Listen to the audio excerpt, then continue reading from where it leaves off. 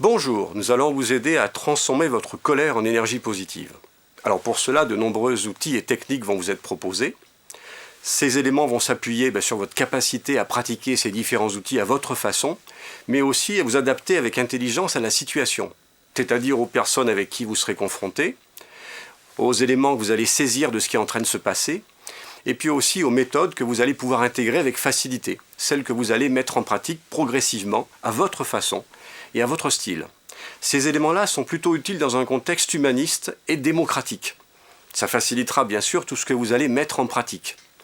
En même temps, ce sont des outils de relations humaines, ce qui veut dire que vous travaillez sur un matériau qui n'est pas prévisible à 100%, c'est-à-dire l'être humain. C'est la raison pour laquelle fiez-vous d'abord à tout ce que vous observez dans l'ici et maintenant, c'est-à-dire qu'est-ce que je fais, qu'est-ce que ça donne comme résultat, et si ça ne marche pas, qu'est-ce que je pourrais faire d'autre pour avoir de meilleurs résultats.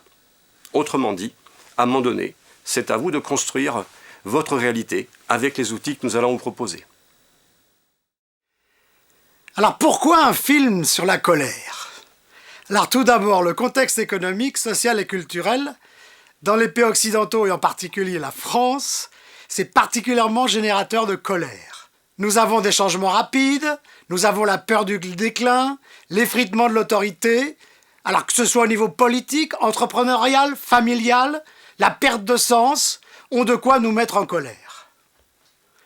Alors en même temps, les valeurs dominantes de la société, c'est bonnes relations humaines, coopération, fun, et la colère est bannie et mise à l'index. Et pourtant, elle s'impose. La colère non reconnue, non acceptée, non exprimée, entraîne des souffrances psychologiques. Stress de la frustration, inhibition de l'action, fuite devant la perversité, ultra-violence exacerbée. Certains pensent même que la colère est réservée aux dieux. Chez les chrétiens, d'ailleurs, elle est un péché capital. Eh bien non!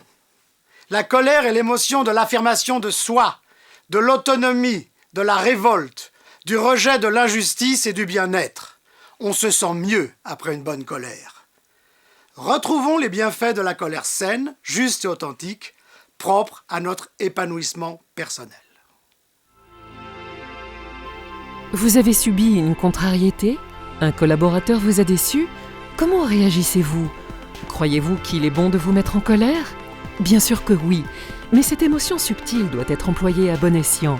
Grâce à cette formation, vous apprendrez à cultiver une colère saine pour mieux dompter celle des autres.